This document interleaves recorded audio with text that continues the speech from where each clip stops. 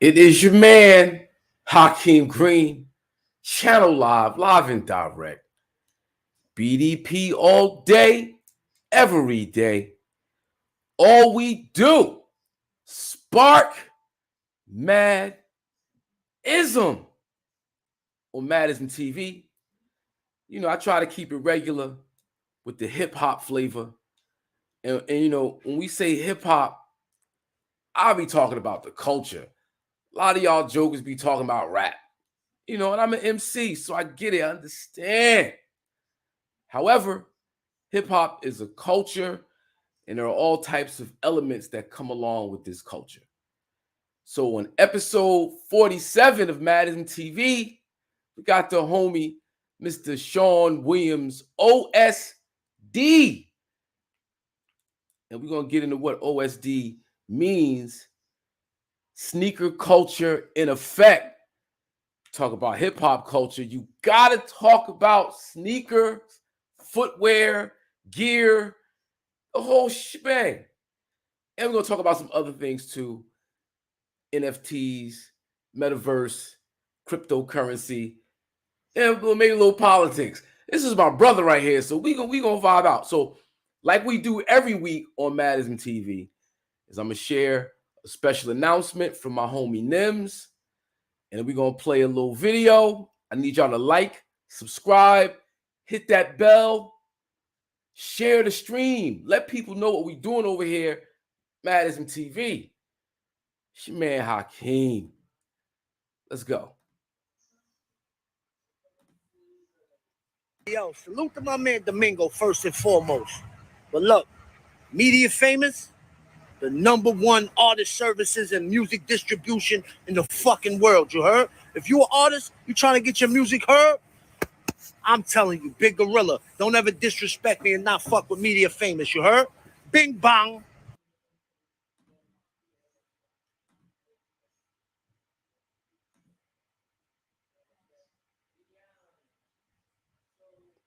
Bear with me, ladies and gentlemen. You know, I'm trying to get my techie tech on, and I think I fumbled the ball. But we pick it up at the 15-yard line, and we rock it.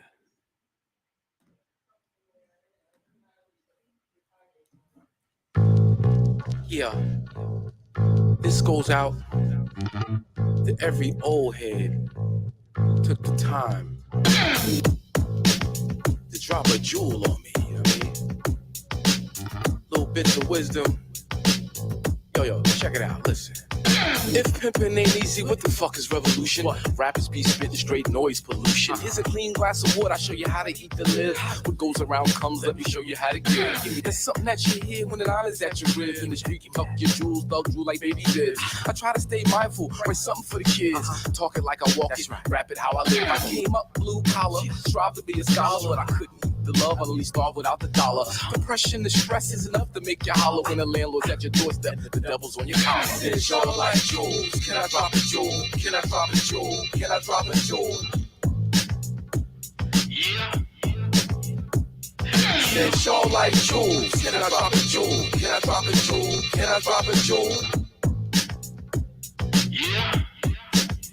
They call me a slacker, cause I won't sell crack for the cracker. I call women queens and I love the berry blacker. Some chicks get it twisted, they'd rather be called bitches with their ass in the air like everybody's supposed to kiss it. It's a simple lesson, you get what you deserve. It's life a bitch or just a pimp with a perm. See mommy tricked out, made a little heartburn. But something she'll forget when it's time to take her turn. When will the children learn this was better to earn? But when my niggas put in work, they like to make the metal burn. End up in the system, it's all systematic. Manchurian candidates, waving automatics. A product of a project launched in the 80s. Chemical warfare meant to kill the crack babies. Now as the world turns, is it just a story? Cause keeping it real got my sons in purgatory. It's all like jewels. Can I drop a jewel? Can I drop a jewel? Can I drop a jewel?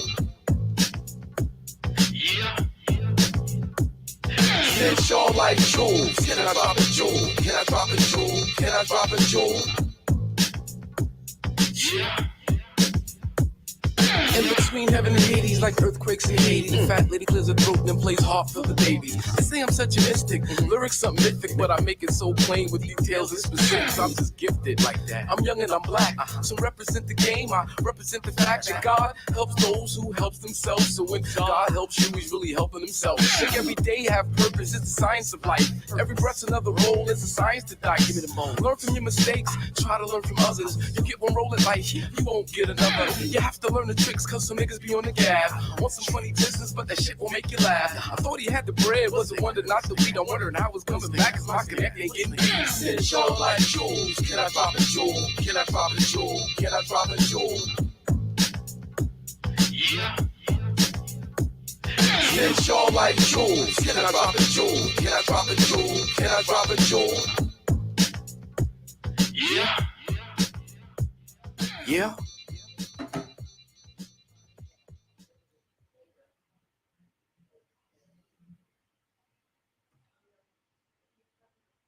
Yeah, that was Jewelry by Hakeem Green, produced by Ron Lawrence, video by Niceflix.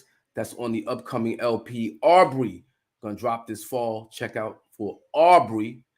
Yeah, and this is Madism TV, episode 47, with the homie, my brother, Mr. Sean Williams.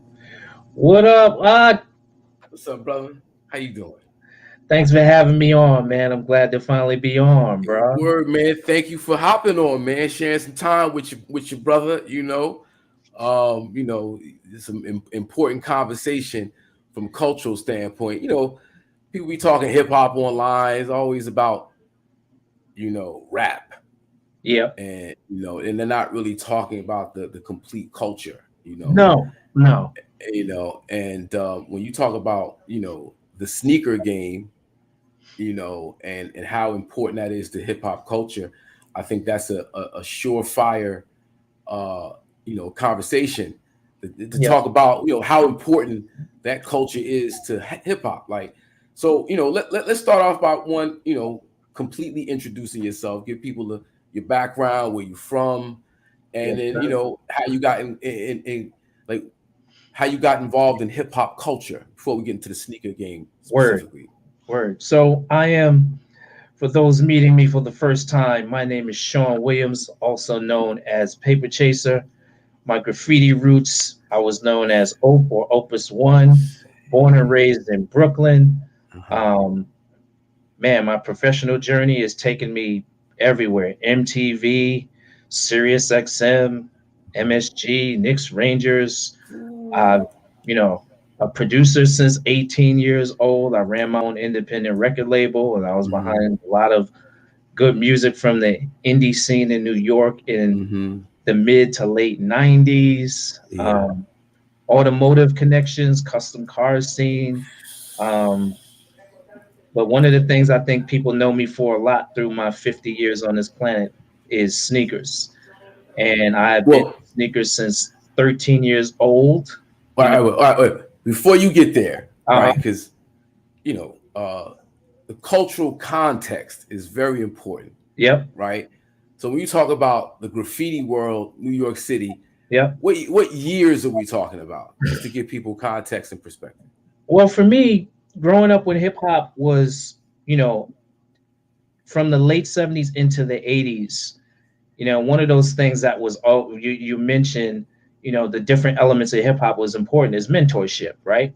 And knowledge, right? Knowledge is the fifth element, and that comes through mentorship, right?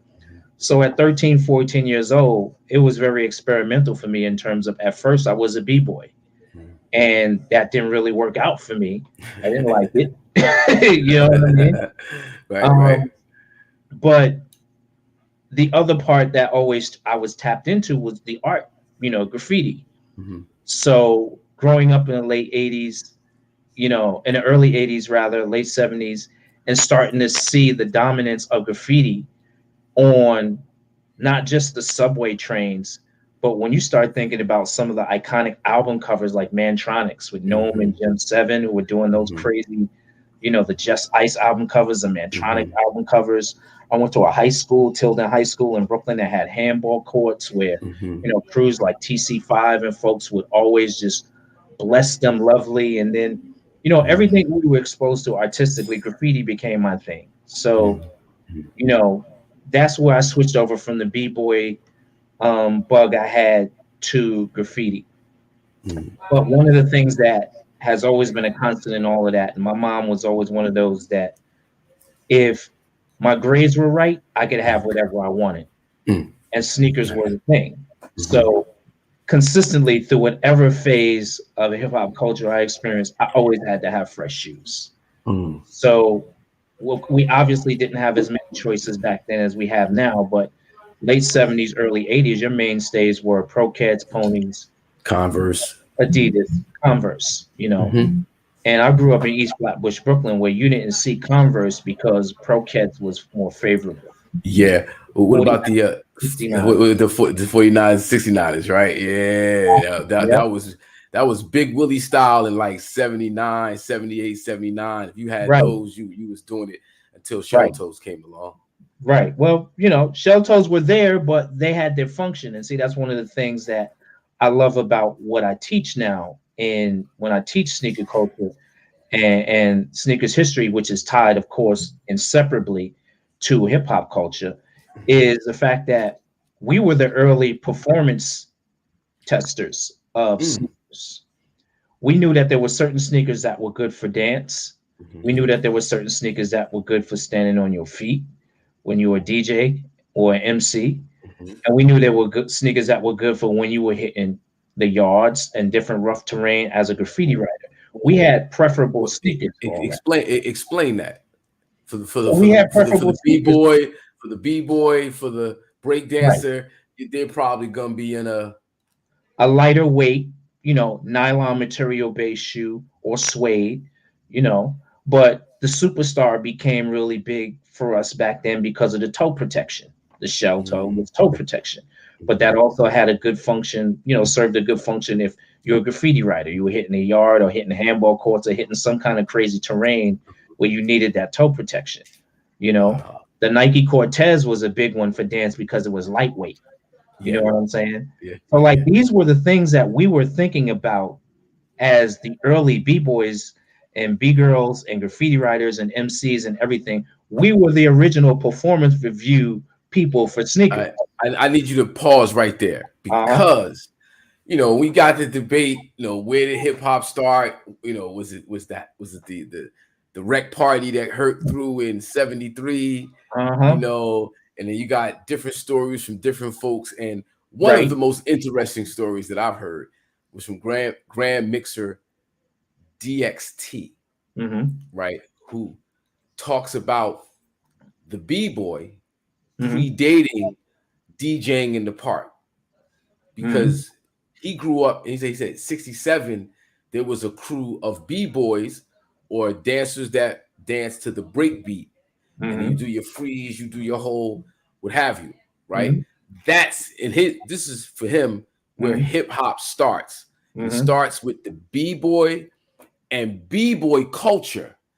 So it's not just the fact that these people are dancing against each other, but it's what they're wearing, how they're wearing it, the different you know, it's the different ethics down by law, like terminologies, all different that comes out of the b-boy culture. And when you talk about sneakers and how the sneaker like Nike Cortez was lightweight and this, that, and the third, and why we wanted to wear those as hip hop is because of the cultural connection. Had nothing to do with rapping. No. Yeah, so I needed to elaborate because that you just struck a chord and it was like my mind just went. So nothing to do with rapping. Nothing to do with rapping. Nothing to do with rapping. I mean, the lightning bolt moment that made sneakers and rap synonymous was, of course, in Madison Square Garden with Run DMC. But Run DMC doesn't have that successful moment to show Adidas if we weren't all in the crowd wearing them. Right. So they were really just, you know, being the reporters for what was already really happening in our communities. I was looking. You know, we was poor. I couldn't afford Shelto Adidas, no matter how good my grades was. That what happened. What's happening? But my man Glenn and Troy Parker, they had the shell toes. Man, it was like this is like 80. 80, Mhm. 79, 80. Mhm. The high top Jones. I'm like, what are those? Yep, the pro models. Yep. Oh man, yeah. So okay, so moving forward So yeah, in your so life's that's the journey. thing. We were the performance reviewers of sneakers back then because we knew what attributes the sneakers had that allowed us to wear them for the utility that we intended to use them for. And that has always been the connection between hip hop culture and sneaker culture, on top of the fact that sneakers always represented anti establishment. Because remember, in the late 60s and early 70s, all the places you simply could not go if you wore sneakers. Yeah. You couldn't go to work, you couldn't go to church, you couldn't get married, couldn't go to certain restaurants, clubs. There were a whole lot of places.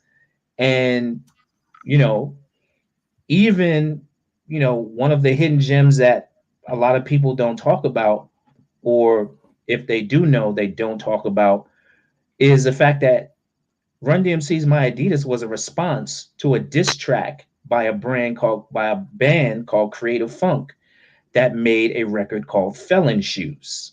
Mm, Felon Shoes was a song that this band, Creative Funk, and you can find this record on YouTube. mm. It was a song they created, basically 3.5 minutes of dissing people who wear sneakers all the time. What? And that is Ah, you why, just dropped the jewel on me, brother. and that is why in DMC's verse for My Adidas, he says, and they are not used as felon shoes. So Wow. sneakers always represented this marginalizing Yeah, footwear, that's right. haves versus have-nots Yeah. in society, which was Hmm. again back to the DNA roots of why it was chosen to be like officially part of the hip hop uniform. It was a youthful movement established by people who were anti-establishment. We weren't going to take it anymore, right? Hmm. And Hmm. Hmm. look at what it turned into. Now the anti-establishment is the establishment, and Establishment. everybody thinks that they can play, right? Wow. Yeah. And you look at how big sneakers are now. Sneakers is an $80 billion a year global business. 80 Mm. billion, right? Hmm. And now everybody wants to take it and pull it to the side away from its people, which Yeah. is hip hop. And you can't do that because for look at all the years, the signature basketball athlete was the guy who moved sneakers, right? Mm. The Yeah. Now it's. Jordans and Hmm. anybody else. It was the Hmm. Clydes, it was Jabars, it was everybody, right? Hmm. Now the athlete ain't the one moving the No, needle no more. it's the rapper. It's the rapper, it's you name it. Yeah. It's the who's of non-athletics that move Yeah. sneakers now, Sneakers. That's right. That's right. That's right? right. That's right. I So, said, so they try to take the narrative away, but the numbers say you could never separate them. yeah. So let's go back though. Let's go Yep. back. You mentioned we mentioned the Shell to Adidas with Run DMC, Yep. right? But there was some other movements, and not just in the sneaker world, but I Mhm. remember like British Walkers Yep. and Playboy. Clarks and Playboys, Hmm. footwear Hmm. tied to the shoe Yep. that was like church shoes, school shoes, and you had your play shoes, and your play shoes was for us folks who couldn't afford much was your cheapo shoes, right? Yep. Right, but then sneakers became something else. Just Hmm. eat how you are always into it, but like our general peer group, Hmm. sneakers became something else. Yep. And when would you say that was, and what shoe would you say that was? It was definitely the mid to late 90s into the early 2000s when Jordans started being retro. When they started finally after Mike's first retirement and then coming back, Hmm. Jordan Brand started retroing his shoes. And because of the myth and allure of everything Michael Jordan, the shoes sold ridiculously well, right? Hmm. Hmm. And there's the like Mike mentality that lasted for a very long time, Thank you, thank you, thank you. I'm glad. lasted for a very long time. I'm glad you said that, because even today, be like Mike rings in people's heads subconsciously, and they have no idea that's what's going on. Exactly. Exactly. And the the desire for a next generation of folks who are finally getting in sneakers and getting a little bit of money to be able to afford them, the retro phase fit conveniently into their station in life, meaning, oh, I couldn't get those when they originally came out. I'm going to grab them now. Now I can afford them.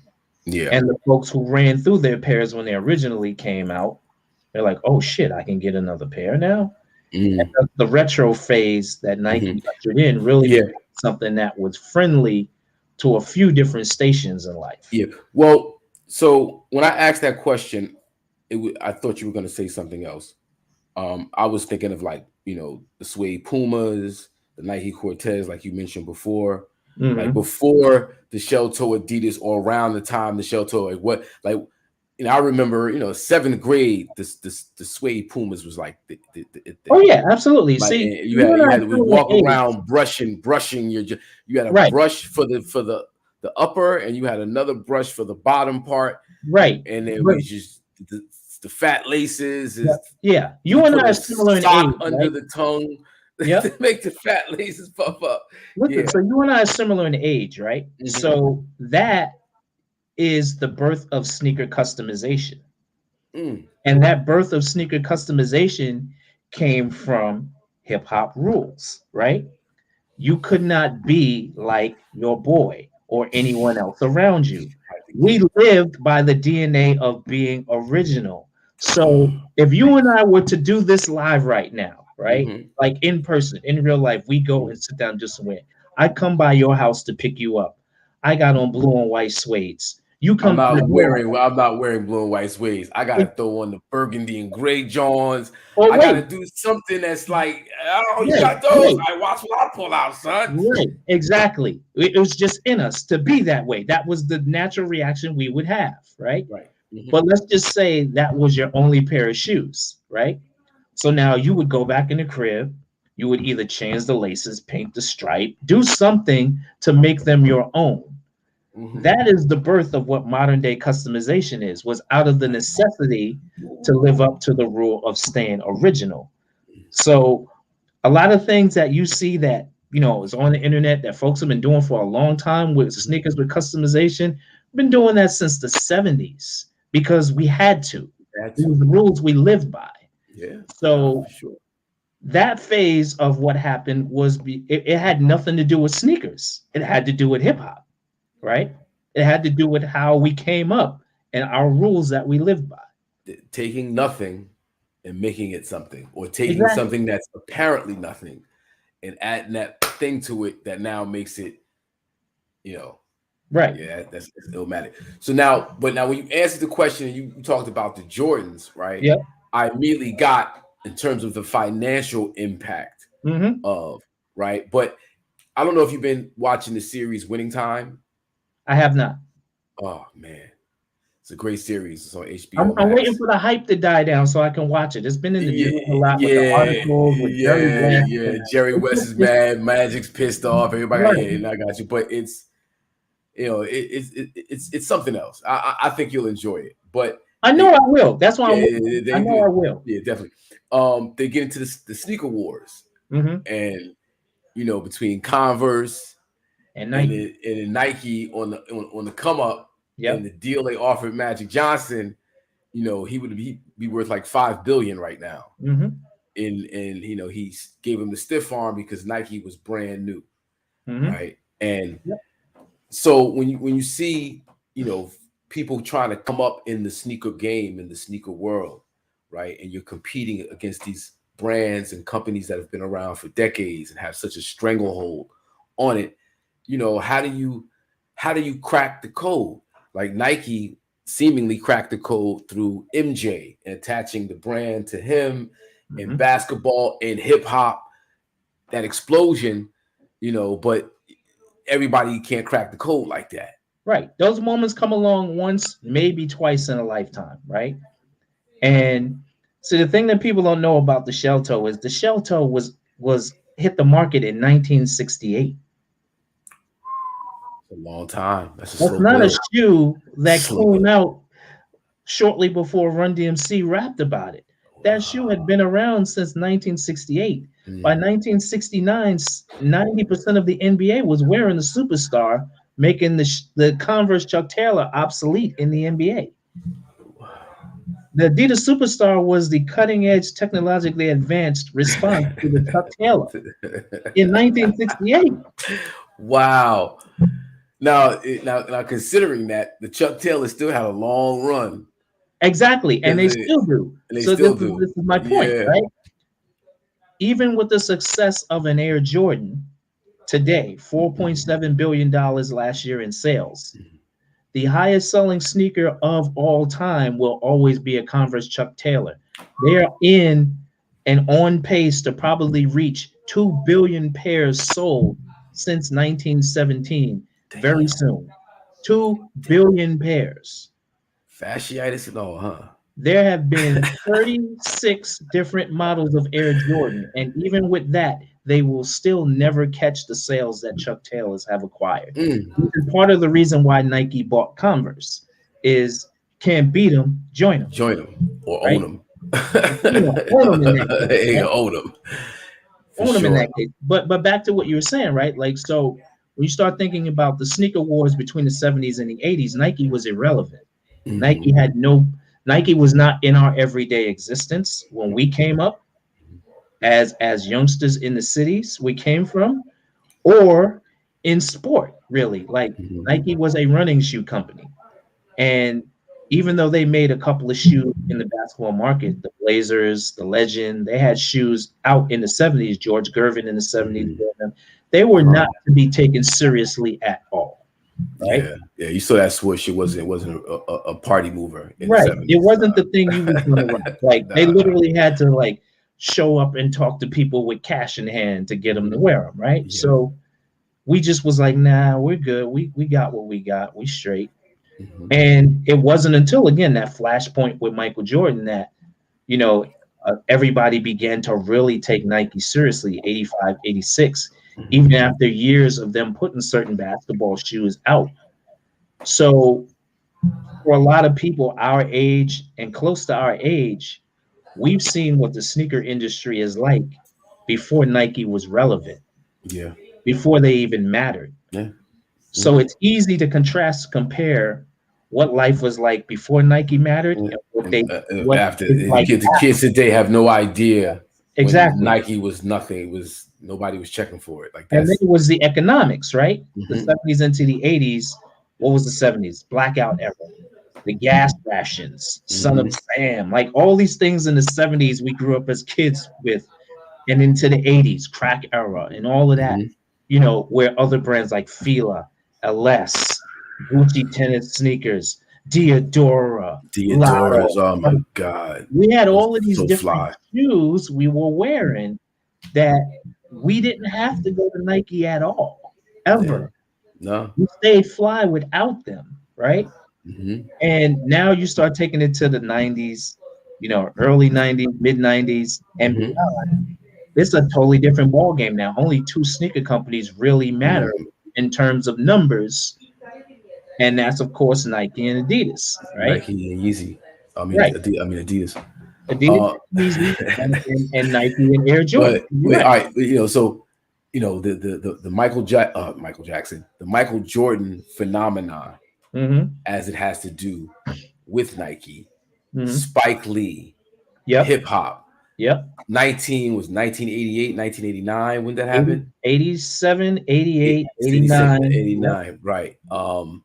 Like talk about how powerful that was, the imagery, what was on, like there was no black faces on TV really, and definitely no hip hop faces on TV selling a mainstream product. Like you just didn't, the blackness that was just dripping from these commercials was just the hip hop that was dripping from the commercial. Was just like we had never seen anything like that, in America.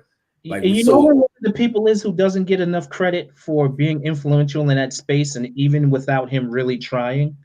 And I would love the opportunity to talk to him about this one day. Is Chuck D from Public Enemy. Come on, please talk. All right, Chuck D from Public Enemy, along with Spike Lee in his era, of course, which kicked off with the Air Jordan 3 campaign and beyond.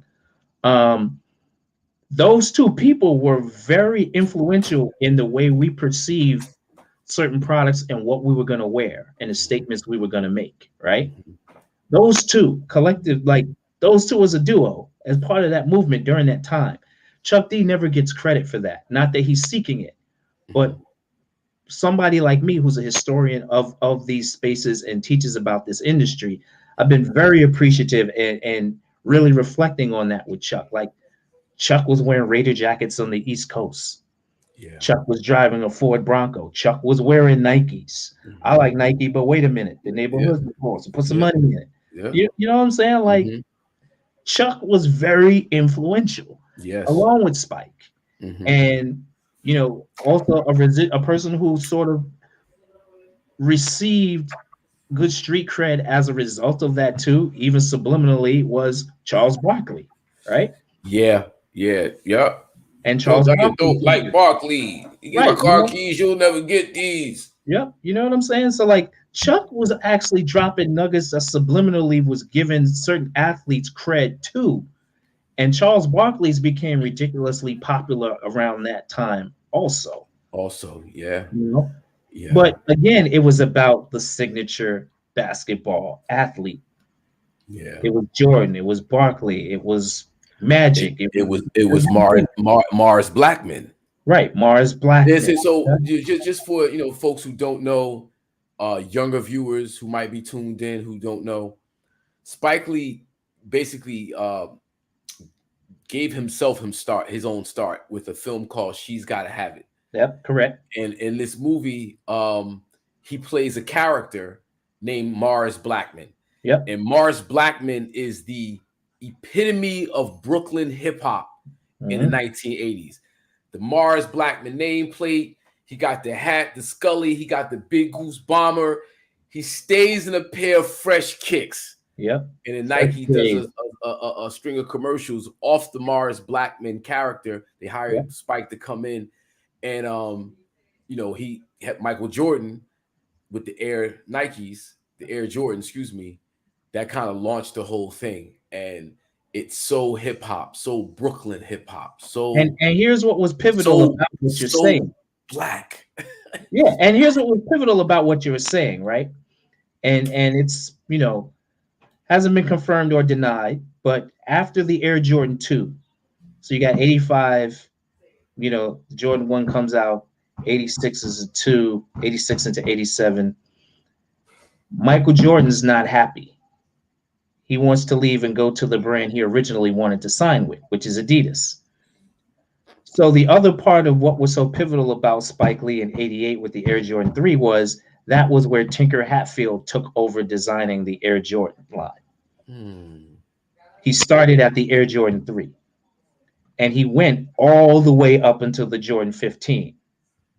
So every sneaker that has become ridiculously popular in Air Jordan land, in sneaker culture regarding Air Jordans, 95% of them were designed by Tinker Hatfield. They needed, on top of this new design energy, they needed someone to sell that same energy that you just highlighted that was out in the streets already, right? Yeah. So both Tinker Hatfield and Spike Lee at the same time represented that new energy that Nike needed in order to propel forward in the spaces that they were going to play in. All right. Divergent. Yeah. Tangent conversation. Yeah. So talking about basketball, the success of the league, where it's at right now. And, a lot of credit, of course, to Larry Bird and Magic Johnson. That they played off of race was really a play off of race, right? But I maintain that the success of basketball, the NBA, is solely tied to young Black men and our interest in it. Michael Jordan representing what was going on in urban America at that time made basketball more interesting than it was. And in the 90s, you see it just explode. That is just is what I maintain. Just Well, uh, here's what I uh, have. Here's what I have as an additional perspective, right? Nike's Air Jordan line is successful because of what we call one of the biggest lies in history, in marketing history. And I'm about to blow your mind. The Air Jordan 1 wasn't the shoe that was banned. The shoe that was banned was called the Nike Air Ship that Michael Jordan wore in his rookie season in 84. Nike just decided to take that and spin the narrative to make it seem like the Air Jordan 1 was the real banned shoe when it really wasn't. Because, and this is accessible online, if you look at the actual copy of the banned letter, it's available online. It specifically makes reference to shoes that Michael Jordan wore in 84. Air Jordan 5, Air Jordans didn't come out until 85. So Nike used that banned letter and that reference to the Nike Air ship and spun that into a marketing machine and campaign for the Air Jordan 1s. But the Air Jordan 1 was never banned because the shoe that he got fined for is the shoe that really existed in 84. Air Jordan 1s didn't come along until 85. wow. So that lie is what you're saying It's worth triggered the $4.7 billion today because that's how much Jordan Brand made last year. that lie. That lie. How about that?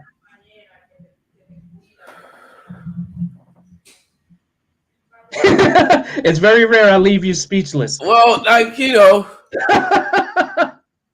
just like the interest in the sneaker.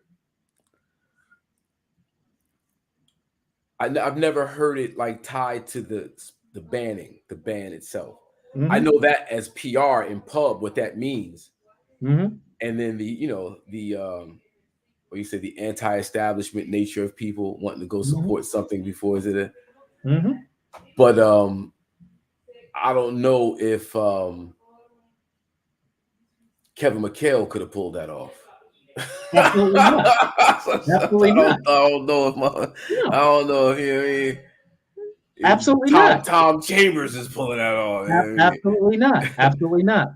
Because the issue was, right, there was too much black on the shoes, which of course, Mm, based okay. on NBA rules at the time, your shoes could not have that much of a dark color on them because according to what the referees and the rules say, shoes that were darker in color made it more difficult for referees to see if you traveled or committed any Uh, violations with your feet. well, maybe that's the reason why James Harden be getting away with so many things.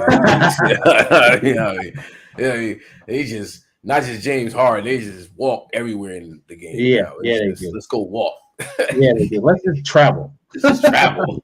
But But yeah, so you're absolutely right because then there was the undertone of racism in that rule being enforced, which yeah, along with okay. everything else you're saying that was happening at the time is the issue. They, Which is all three of those things together is what made everything what it is today in the sneaker industry. That wow, damn. People don't understand the doors that had to be kicked down in order for hip hop to have a space. Now things just so like everything's hip hop, everything's hip hop, everything. But if you understood what it took to get in that space, and you said, Tinker and Spike, and like it just wasn't here. Like you had to literally play the 52 fake out game and trick people into getting on, and then 30, 40 years later, it's like one of the most powerful. Now the Jordan brand itself is, Mhm. now that's something that is Nike or is it Jordan? Do you know how that like works? So Jordan Brand is an official subdivision of Nike, and it became its own official subdivision in late 96, early 97. Mm. So prior to that, every sneaker that you bought from Air Jordan was a Nike sneaker. After that, every Jordan sneaker you buy is an Air Jordan sneaker, which is a subsidiary of Nike. And outsells Nike.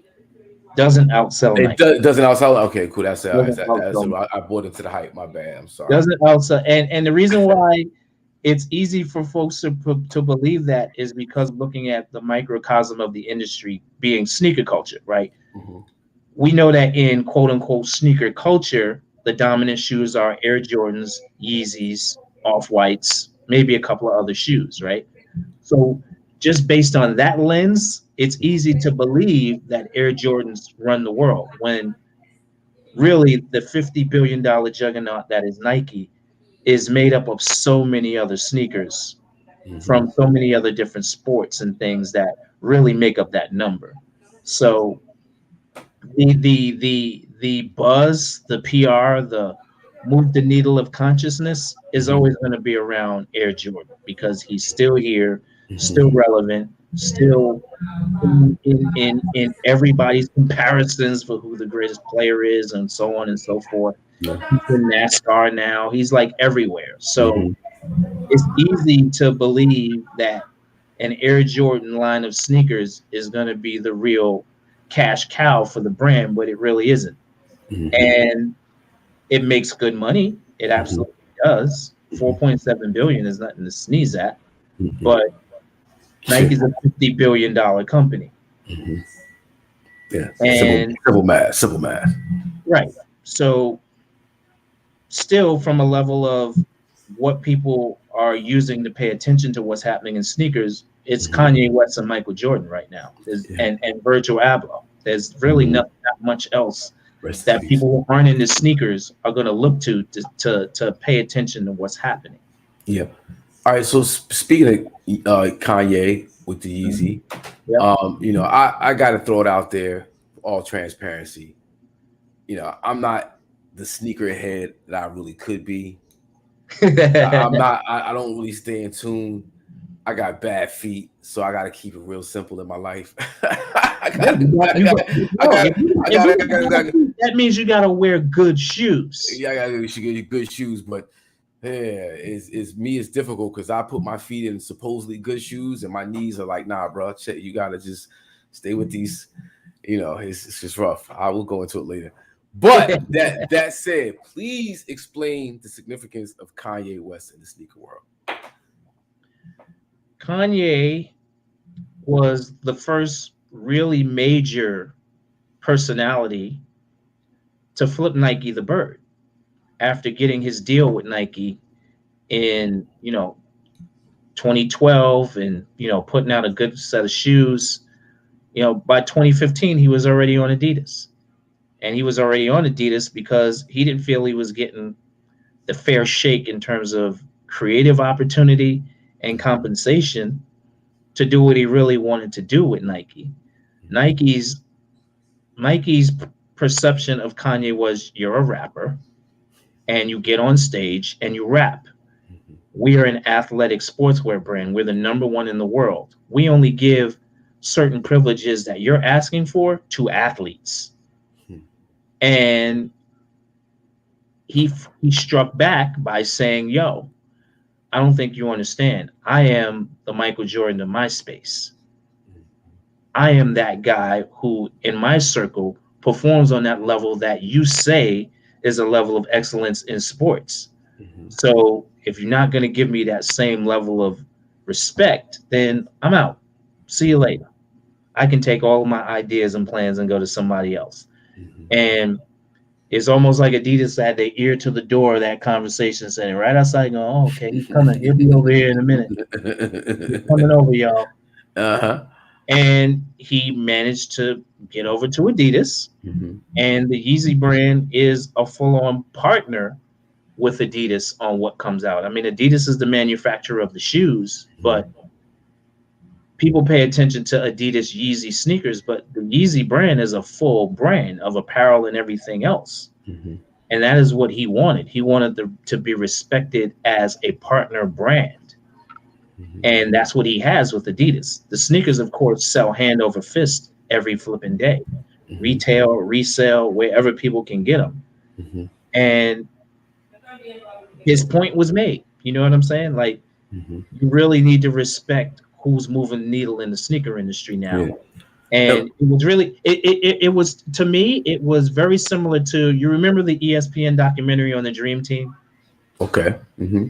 Remember the feud between Magic and Michael, where it was all about the struggle to pass the torch to the new generation? Okay. That's exactly what this was in the sneaker industry. It was Nike's refusal to admit that there was a new way of selling sneakers that didn't involve an athlete. It was going Mm-hmm. to involve an entertainer, Mm-hmm. and you need to really accept that now. And as a juggernaut sportswear brand, you're not going to take that lying down, especially Mm-hmm. not from a black dude from Chicago.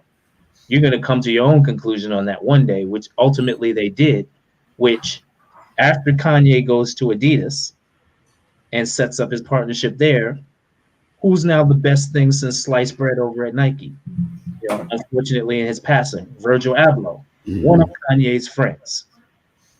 Hmm. Right? Yeah. So it's a different time, and It's a glorious time. to make the overall point that you have made on so many different occasions, you cannot stop hip hop. You can't Mm-hmm. stop it. Mm-hmm. You can only hope to contain it, but you can't stop it.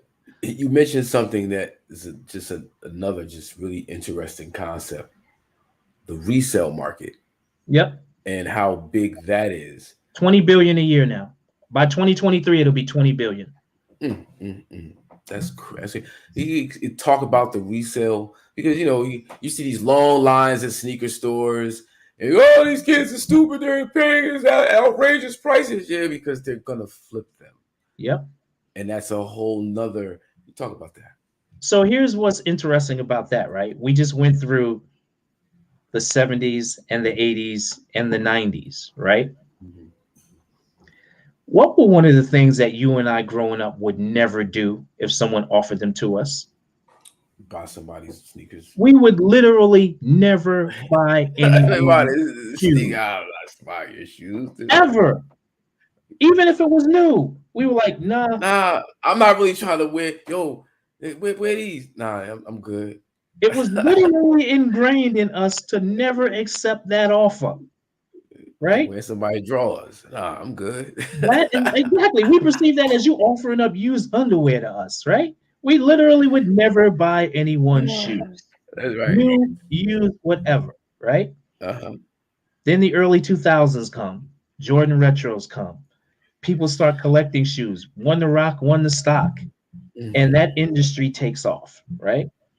Even to the point where in the early 2010s, there were resale outfits who were selling used shoes, already used. Even now, today, there are consignment shops that sell used Use shoes shoes. because people are Right. literally dying To to have own a particular sneaker. They don't care if you wore it. I that's want to own it. crazy. And we're talking about an international market. Internationally, there Right. are So you people who are people are doing putting it. up put the you put some joints that you got them for 350, 400. You reselling them at 1200. Yep. Like Joints being bought at 190 and 200 sold at 1200. what? That's Listen, incredible. That's listen, things are incredible. different. Things are different. And kids are willing to own something that somebody else owned in this era of social media and clout chasing just to say that they had it. Yeah, that's real. But you and I literally grew up knowing that we would never, like, our parents would have beat the shit out of us if we came home with shoes we bought from somebody Yeah. else. So JT, big shout out to JT, big shout out to Tyrone, big shout out to Rob, Cecil, big shout out to everybody in the building. Word up. Checking out the homie Sean Williams talking about sneaker culture, and we're gonna hopefully have time for some other things. But my man JT just said expos, 75 to be a vendor, or you can sell. Mhm. Now, expos, that's a Mhm. whole nother lane of money Oh that yeah. jokers is get. Talk about Uh-huh. expos and when they started to get big, and because that's from carrying the culture on its back, Yeah. like So it's I been don't have an issue a with huge sneaker. I don't huge have an movement. issue with sneaker events and expos because they speak to the social nature of sneaker culture. Mhm. That's the ultimate mecca of where you get that head nod, those props, that camaraderie. Mhm. Sort of like car shows or any Mhm. other collector shows. Mhm. I don't have Yeah. any issue with those Mhm. in the social nature of them. Okay. I do have an issue with them Mhm. from the business perspective. I think it's the most shadiest business model ever, the people that put sneaker events on. Because Ah, here's where I'm coming from with that, right? behind the curtain. If we do a sneaker event, you and I do, Hawk and Sean's sneaker con. Let's just call it operative word, right? We're going to rent a venue. We're going to allow ticket sales. We're going to allow vendors to set up, and we're also going to have sponsorship, right? The sponsorship money is all coming to us as the organizers. The vendor money's all coming to us as the organizers. The ticket sales all coming to us. We got to defray all our costs, right? The vendor who gets to set up shop that sells sneakers, he has to remain stationary at his spot right there and hope that the foot traffic comes his way and that he has something of interest that someone wants to Mhm. stop and buy or talk about Yeah. buying. Where the people who paid $20 opposed to your 200 for the vendor table, they get to walk in with the same sneakers and walk around to sell them. They get to be mobile. They get to be a mobile advertisement for trying to sell the same shoes that you're stuck. I don't understand why that would be allowed for people. Why? How would that be? That's what they do. That's Oh, what that's they hard. do. That's horrible. That is what they've been That doing for defeats the years. purpose. If I'm paying to set up here, and somebody else could just come in, pay $20, and walk around and make. And flip all day and can go out and come back and bring in more shoes, right? Or Yeah. they have the opportunity to go over to an area where, let's just say, there's a trade area where instead of sales, people are trading. Mm, Like the person who comes in for a fraction of the cost of you as a vendor gets to do so much more mm, and actually gets to leave making some money. Where you as the vendor, if you spend $200, $300, you also got to count. mm, You packed up a truck or a van. mm, mhm, You got the setup. You got somebody you brought with you who you mhm. might have to pay to work. Yeah. And then when the show is over, you got to break down and do all of that shit to get everything back to where you came from. And let's just talk about what inflation is right now. Gas ain't what it used to cost, Mhm. Yeah. right? Yeah. You got your tolls, you got all these other I expenses see. as a Mhm. vendor that you just incurred to sit there for 5 or 6 hours and maybe sell one pair, two pair of sneakers. That's hard It's body. the, it's the shadiest business model ever, these sneaker events, the way they do them. Wow. I never looked at it that way. Thank you for the jewel once again. Oh man. So jewels, Yep. NFTs. Yep. Uh, NFTs, crypto. When I guess maybe 2 years ago, Mm-hmm. when everybody's sitting still. Yep. I'm hopping on Clubhouse. Mm-hmm. I'm And getting ripped online. off. Well, I just listen. I just listening. So, the NFTs, it somewhat makes sense to me. Mm-hmm. Um, Bitcoin, all that stuff, it somewhat makes sense to me. I can see a future in it. I definitely could see a future in it. Mm-hmm. Especially with the metaverse, how that's shaping up and people interacting in the metaverse. Um, However, we see the decline of Bitcoin like that, Mm-hmm. and what that means to people. I see these different stories pop up. I don't know what story is true, what story is not true. And I'll be posting my little thing here and there. Mm-hmm. Most of the spark conversation, Yep. because a couple years ago everybody was all in.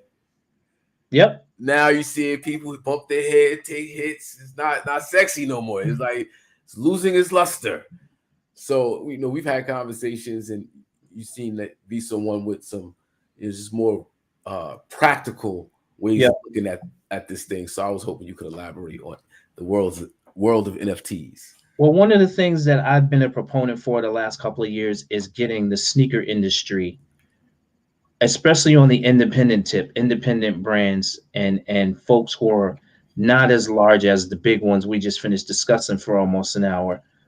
I want them to use NFTs as a way to gauge demand, right? So, of course, a non-fungible token means is something that, of course, in cryptocurrency is minted on a blockchain and the whole nine yards that everybody has heard from a, remedial standpoint. Right. But the thing that no one has ever gotten into is, yes, it's sexy to talk about how much a Beeple artwork is sold for and all these other Bored Apes and stuff. Mm-hmm. But it's not sexy to talk about and challenge the notion of, I own this NFT. What do I get for owning this? What is the intrinsic value that I can cash this in for? Right? That discussion basically did not happen in 2020, started to happen in early 2022, 21 rather. And now it's more of a discussion in 2022 because now with the market correction on what cryptocurrency is actually worth, people are starting to ask the real question they should have asked 2 years ago. All right, so I own this now. So now I can do what? Mm-hmm. Nobody asked that 2 years ago. They were just like, oh shit, I got to get on this crypto shit. These NFTs is hot. I want to own one. Oh, I got to get me a wallet. And like, nobody was really thinking about, okay, you put yourself through all these hoops to get a wallet and start collecting NFTs Uh-huh. for what? For what? Right? Where's the utility? What do you get And out then of you it? balance that out with the fact that there were so many people sitting on cryptocurrency for so long with no mechanism to spend it. They actually ended up making matters worse in terms of people opening their eyes to what would be a real value to own it. Because the folks who had cryptocurrency, I've heard people say as far back as 2014 that they had cryptocurrency. They Mm-hmm. invested when it was pennies, and now some of them have hundreds of thousands of dollars worth of crypto. Qu- But qu- what does qu- that mean, right? Question. Right. Yeah. So, what is cryptocurrency? What is mining for Bitcoin? What is that? Why does the process for mining take up so much energy? Right. To do what? Right. All of those questions are related to the fact that people are setting up these massive like farms of computers that are unlocking all of these codes to keep creating the currency, right? So these large server houses, Okay. which are consuming all of this electricity, which is also equated to the gas fees, is how the cryptocurrency values keep getting unlocked for each cryptocurrency, right? But without going down the road of boredom for your audience, This is interesting. gas fees are related directly to the actual mining of cryptocurrency through these large server houses that are being used to make it. It's sort of the digital version of printing money. That's what this is, right? For the best way to describe it, it's the digital version of printing money that you can't actually touch. So everybody got in because of the values potentially inflating and seeing that the value was going to inflate. And then it was the excitement behind people buying NFTs with no utility for tens of millions of dollars. And now you had a whole bunch of people who were like, well, shit, I got JPEGs, I got digital art, I got a bunch of things that nobody would have ever bought from me in the real world. Let's see if this shit will sell in the digital space. Mm-hmm. And then once that shit actually happened, the news media started taking off.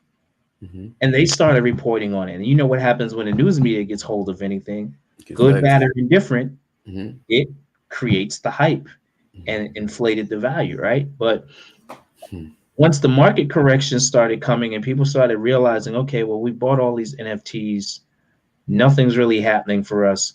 We can't resell them because there's no resale market because people just keep cranking out more NFTs. There's none of this real perceived rarity and exclusivity that I thought there was going to be. So I have no resale value. Like, what do I get when I buy an NFT? Right? People started really asking that question. Back to what I wanted to do is for independent brands, use NFTs as a way to forecast demand on your product. Mm-hmm. So if you and I decide to design a sneaker, but we know that there's manufacturing costs by going to a factory, and we know that they have minimums. let's just say we are talking to a factory anywhere in the world where they say, okay, we're not going to manufacture your shoes unless you can show me you got 500 pairs already ready to go. Uh, We would use an NFT as a pre-sale mechanism to do that. yeah.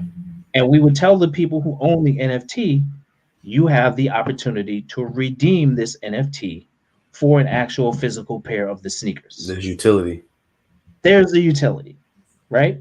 If you don't want the shoes, let's just say you wanted the NFT, we create a resale value for you where you could pass it on to someone else who they could potentially redeem it in the future for, let's just say, our next model, right? But there's something there that someone who doesn't want it can pass it on to someone else who will use it in some way, shape, or form. Now, as original creators of the NFT, we get an origination fee from the original sale and the secondary sale Oh yeah, forever, forever. Yeah, which is something that never happens in any other space. yeah. No, never before has someone who created something been given the opportunity to always eat off that thing they created years ago, which is what NFTs have done. But no one is using it properly, right? No one is using the smart contract mechanism that's a part of NFTs the right way. Yeah. So now they're doing things, they're minting NFTs in what in spaces called off-chain, meaning an NFT will be minted, and then it's hard to track the royalties because they put it out there in a space where once it just goes out into the wilderness and people are passing it around, you don't know where it went, so your royalties can't be tracked. Sort of like the record business. Yeah, but why would anybody do that? But it happens. It happens. It gets Because all people you are aware of their power that they hold in minting an NFT. They're just so happy to mint them. And it just goes off. Said off chain. Yeah, people mint stuff that goes into everywhere. Right now, the blockchain, for those who don't know, is a smart contract where the details of the smart contract is separate from the actual blockchain. It gets put into the NFT when the NFT is minted. So the particular blockchain that it's on is that's where the NFT market got you and the actual asset was created, right? And it should stay in that space. Meaning, if the NFT was minted with me on my blockchain and I use Ethereum, right? I shouldn't have that NFT now go off chain and go into your marketplace because now my royalties can't be tracked. There are companies out there that are now coming along that offer the service of tracking your NFT through multiple, chains. Okay. But there's still so many people who don't know about that they're just so happy to mint an NFT and say, oh, I want it to be sold universally because I want it to go everywhere so I can get the most sales. But you're not realizing that you're really whoring out your NFT to the point where you're never going to be able to track who owes you money. So the purpose is to always come back to you. The purpose is to always have that chain of accountability, which leads back to you. Yeah. Right? So that's part of what the problem is with NFTs now. It's not crypto. It's the fact that people think NFTs are going to make them rich. And the real businesses that are going to get rich are the ones who survive this crypto market correction, and they provide utility through NFTs that lead to tangible benefits. That's where you win, not through catering to the hype and thinking, oh, I'm going to put out this dope NFT that looks like this one, or like a Bored Ape, or like this and that. And then once those sell out, I'm good, I'm rich. No. The average NFT on marketplaces sells for less than $200 now. Yeah. Question: You mentioned the ape. Yep. I don't know if you saw it's a clip with Dame Dash on someone's show, and he was asking about crypto and NFTs. And it probably was Earn Your Leisure because they talk a lot about that. He's talking about they had mentioned the ape, and he said that and he spoke about the symbolism of the ape, and it's it's a diss. It's being disrespectful to black people. I guess that's where he was going. But then folks took it to another place that it's actually a skull Mm-hmm. It's a knockoff of a Nazi skull. Yes. There's a whole bunch of numeric symbolism Yes. The symbolism involved and with yep. it, Mm-hmm. right? Yep. And the prominence of these types of ideas and philosophies in this space. I wouldn't call it prominence of those ideologies. I think that because Bored Apes got so big and so many celebrities and folks just really got on board with Bored Apes Mm-hmm. because of all the benefits of owning one, it sort of became more of a have and have nots. If you own a Bored Ape in the NFT community, you're basically wealthy. It's synonymous with being wealthy because they're worth so much money. And because you get privileges like being able to print them on t-shirts and do all these different things to merchandise it, which people don't even realize as you do that, even as an owner of that, it's sort of like owning a KFC franchise or a McDonald's franchise. It's no different. Even though you're making your own personal money as an owner of that particular store, I'm eating off everything. everybody else that owns the original Bored Ape conglomerate is really the ones who are going to eat. Mm-hmm. That's the thing that people don't realize. And the symbolism and things that are a part of Bored Ape, those kind of things no one was thinking about in 2020. People were just so happy to know that there's this cool NFT that there's 10,000 variations of, that I can own one and be original. And it's the same thing like the sneaker game. It's the okey doke of I got these and you don't. But that doesn't happen anymore because anybody can get anything in the sneaker world now. Anything. If you're willing to pay the price, you can get anything you want in the sneaker world. There is no exclusivity on that level anymore. And it's going to be the same thing with Bored Ape NFTs. If someone's willing to pay $1 million to get your exclusive Bored Ape, they're going to pay it. Yeah. Okay. All right. Thank you. Thank you. Thank you. Thank you. Jules. I appreciate them, those jewels. But it's all about utility and sustainability, Mm-hmm. which is where that industry is going to thrive. That's where you see the future of it. Practicality. Mm-hmm. People on a regular everyday level being able to use NFTs and crypto in a way where it's a common way of life doing that. Look how many places we go now with a debit card and we tap. Yeah. Where Oh, yeah. back years ago, if you saw somebody pull out their wallet and tap on something to pay for something, even 5 years ago, That you're was like, futuristic. Now what it's every day. George Jetson? Yeah, I saw a video. My wife sent it to me of the smart vitamin. So I don't know if you have touch control on your car. You got the key on you, or Mm-hmm. open up the car. It's like authenticates you, Yep. right? Like you're gonna get a vitamin. It's a smart vitamin. You swallow it, and then it makes your body authenticated. And then they'll have the interface with all these different devices and in home and the car, and where your signal opens the door. Your signal does everything. Mm-hmm. It's a smart vitamin. It blew my mind. And it makes perfect sense because we do it now. It's on my Yep. key. Mm-hmm. I just open the door. I forget who the car company is now. I don't know if it's Hyundai or Kia, where it has actual iris recognition on the side window where you look in and it knows to open your door. Yeah, we all the way there with it. It's Tom Cruise, Minority Report, Yep. I Am Legend. It's all that.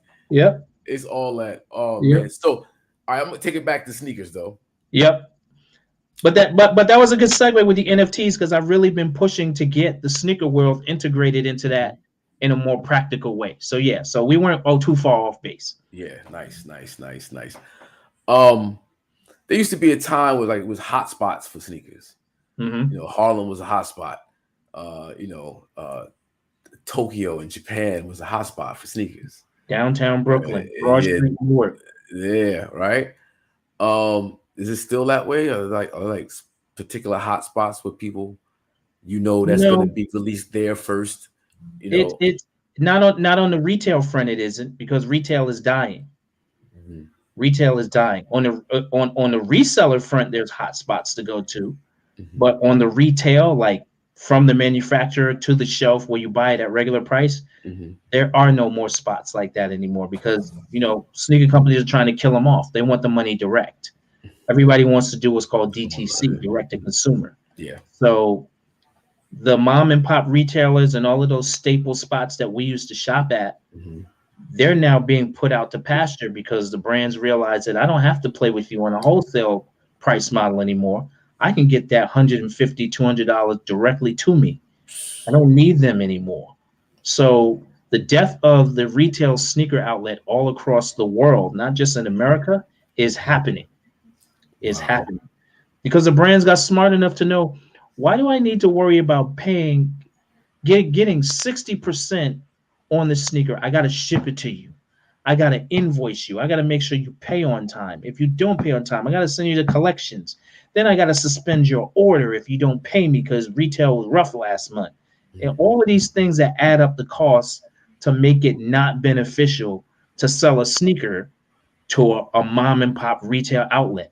I would rather, knowing that my brand is ridiculously popular, if my shoe costs $190, I'm gonna put up my website, I'm gonna do my e-commerce, my apps, and everything else. I'm gonna get that 190 directly. But Direct. Exactly. I I'm not mean, playing this game. it's a shame. It's horrible because so many people gotta. But I mean, in the world of business, why would you? Why would But you? here's the problem, right? Retail failed to adapt to that, right? Retail failed to make themselves a space people want to come to anymore, right? You go into some of these stores, people got attitude, or they don't even talk to you, or if you ask them questions like, I would love to go into a modern day sneaker store, a retail store with you, knowing what foot problems you have right now, and we start talking to somebody in retail. Be like, hey, what's good? My man right here got some trouble with his feet. What shoe do you suggest is really good for issues with plantar fasciitis or shin splints or anything? And he gonna look at you like, what the fuck is that? That's gonna be his answer. What the fuck is all that? We sell sneakers. Like, yeah, I know. You're supposed to tell me based on what I just told you what sneakers I should be buying right now. Can you do that? The answer is no. No, they can't. In 90% of the retail outlets you go to across this country, that answer is no. Yeah.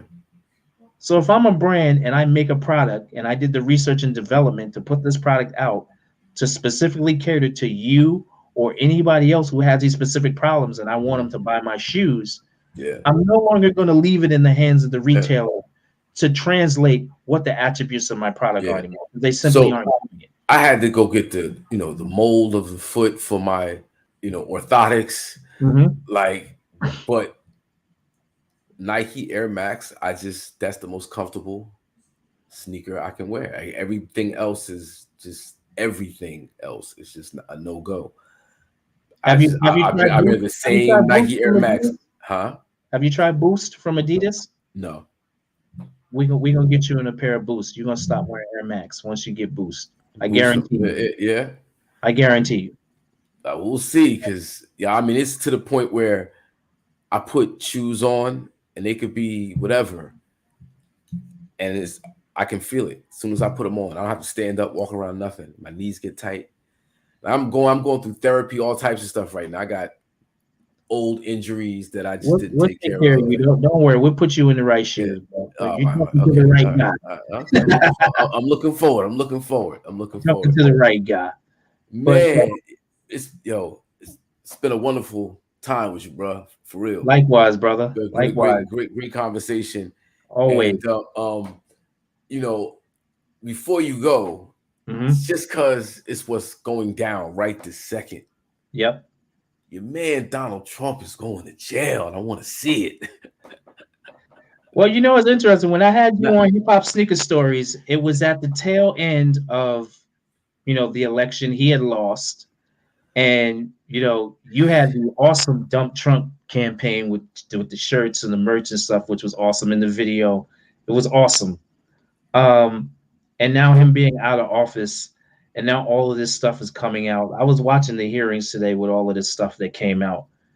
But you know, the only thing I could think of after watching all of this is American theater is still something people enjoy, right? They don't enjoy actual justice. They enjoy theater talking yeah, about justice yeah, oh yeah, oh yeah. because nothing's going to happen to him. I don't think anything's going to happen to See, him. the thing is, he got too many cases pending, and he's got to see Letitia James. Well, here's the issue, He right? burnt his last card with that. He's got what's going on in Georgia on the state level, right? Here's why I don't think anything is going to happen to him, and I'm going to share a sneaker story, right? I got a friend, my man Ari. My man Ari Saul Foreman. He released a sneaker back in the early 2000s called the Menthol 10s. And I'm going to send you what this sneaker looks like. Literally was packaged like a box of Newport cigarettes with the whole, remember the whole Alive with Pleasure, the green and the. Lord. So the sneaker was an art project. He made 252 pairs. The sneaker was an art project about the addiction of cigarettes and how sneakers is falling in line with that same thing, right? So the sneaker model was based on an Air Force One, and it had an upside down swoosh that was just like the old Newport Alive with Pleasure logo. And the sneakers were in the Newport colors and everything, right? The reason why I say nothing's going to happen to Trump is similar to what happened with Ari. Both entities, Nike and Newport, actually fought over who was going to sue him. They had to fight themselves for front billing on who was going to come after 250 pairs of sneakers that were made as a diss to their brand. Now, you got people who have political aspirations who are going to become new stars off of this whole thing, trying to take down Trump. This ain't like who took down Osama bin Laden. The only person who can do that is the person who's in office at the time. There's so many people in places that careers are going to be made off of taking down Trump. They're going to fight each other to the point where nothing's going to happen to him. That's the American way. Everybody's going to fight for who wants to be the big dog that gets to claim the fame. And they're all going to trip over each other's feet. And the politics is going to get in the way. And nothing's going to happen to Donald Trump. It's happening now. Because why isn't he in jail now?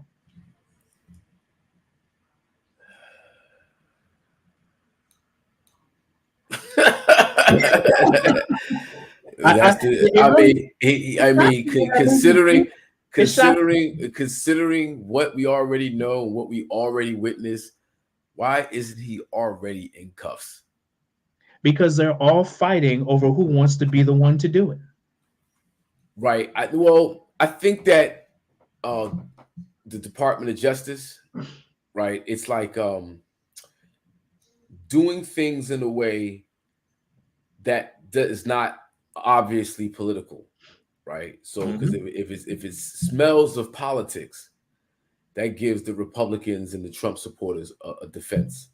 Oh, they're just doing it because the whoopty whoopty whoopty whoopty wop. The way they're doing it is they're spelling it all out so everybody sees what's happening.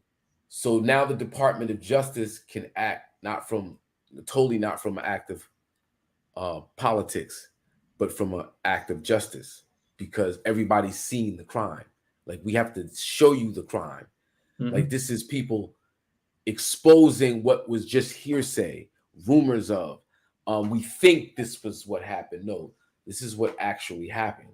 This is what was said, which then quiets down the political opposition, their conversation. I'm hoping. But you're probably right. I accept that. But January 6th is a culmination of 4 years of crimes. Yeah. That's the problem. Is like Letitia James and all has been going after him from stuff from Trump University before he was even running. Yeah, he lost Trump University. He lost that civilly. The cancer chat. Right. I mean, he lost it civilly. He didn't lose it criminally. Those are fraud charges. That's criminal. That's criminal. And they can't make him stick yet. All the false valuations of properties and all of that stuff that Letitia James is doing here in New York. Like, where we at? Right? It's going to be just like the cop shows, right? We ever see the cop shows where the local police force solves a crime, but then the feds come in and go, nope, We'll take it from here. Nah, it's Uvalde. You know? Rest in peace to all the victims of Robb Elementary School in Uvalde, Texas. That was no Mhm. disrespect to those lives. I'm just saying how it was dealt with. You Yeah. know, it's with law enforcement shows up not to do anything really. Right. Somebody got murdered on January 6th. Who was convicted? Nobody. 6 people died as a result of the riots, Yep. And it's on video. and it's on video. Nobody went to jail for murder. So how do we expect Trump to go? Man, man, sobering, bro, sobering. American theater. This is what this all is. It's American theater. You know, it's Man, tragic, but this is what America enjoys. America enjoys theater. the show. Yeah. All right, broski.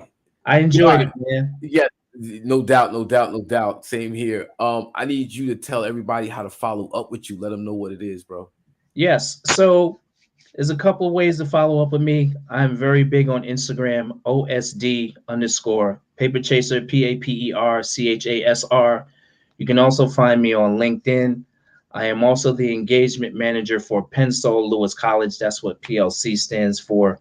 Pensole Lewis College is the only HBCU in the 105 school system that focuses directly on design, footwear design, apparel design, color materials, product design of all kinds. Um, we are back. You know, Lewis College of Business closed in 2013, the historical Detroit HBCU founded by Violet T. Lewis. And we just came back as Pensole Lewis College of Business and Design on May 3rd of this year. All of our programs are free tuition and free housing. And we're doing things in a different way to change the way people look at secondary education and provide a direct pipeline into these industries. So anybody want to talk about that? You want to talk about kicks? You know, your feet are bothering you like ox? By all means, reach out to me, LinkedIn or Instagram. Happy to talk to you. Yeah. So, I do this event in Newark, New Jersey called 24 Hours of Hours of Peace. peace. Yes, sir. Yeah. And this year's event is on August 26th and 27th. And I, Hmm. I was wondering if somehow we could get you involved in some type of activation for 24 Hours of Peace.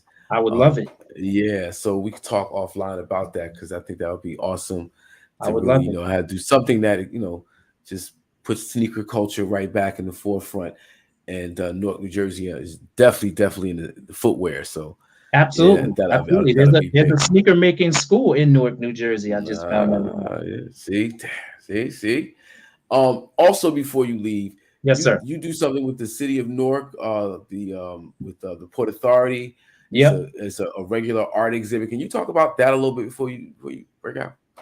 So I'm happy that myself and my partner Cole Rodriguez of ATW, A Thousand Words brand, we have a partnership with the Port Authority of New York and New Jersey with the Port Authority Midtown Bus Terminal, where we have an exhibition series called Living Proof. We just wrapped up from February 9th to March 30th a tribute to Red Alert's 45 years in the industry. So in 50 days of residency, we had 2.2 million people in foot traffic and exposure for that. Mm-hmm. Alongside that was a tribute to photographer Irving Panton, who's along the lines of Jamel Shabazz and Ernie and the other folks. He's a really unsung hero of hip hop photography. He was on the other side of that exhibition with Red. Back in 2019, when the partnership started, we did an exhibition called From the Feet Up, Sneakers Hip Hop in New York City. And in 88 days of residency, pre-pandemic, of course, that public art exhibition had 9.8 million people in foot traffic and exposure. So It's crazy. we love telling these stories of our culture and curating it without folks trying to gentrify the story, which is why, of course, we love what you do, Hop, Thank you, and brother. making sure that people get the story from the source and it's not diluted for the sake of marketing dollars or some other hidden agenda. That's right. So we're going to continue to do those. My company, Obsessive Sneaker Disorders, 15th anniversary is coming up. Also on August 27th, that's actually our 15th anniversary. So the See, timing is right on us Black talking, August. Oh, see, damn, right there, 25, 20. See, you know. mm, So, nice. we have been since 2011, we've had an education program called Social Studies, where we teach people about the business and culture of sneakers. And we've had almost 100 people come through the program and now work in the industry as well. Soul show studies. SOLECIAL, Yeah, Social Studies. soul show studies. Flipping bars. Yes, sir. Give him your social media contacts one more time. Please catch me again on Instagram at OSD_Paper Chaser, PAPERCHASR. And on LinkedIn, you can catch me at Sean Williams. You'll find me there. Yeah, man. Thank you, bro. Thank you, bro. This was You awesome. already know this is dope. This is a good one. Yeah, y'all. You know what it is. Hakeem Green, Sean Williams. We out of here. Peace. Peace.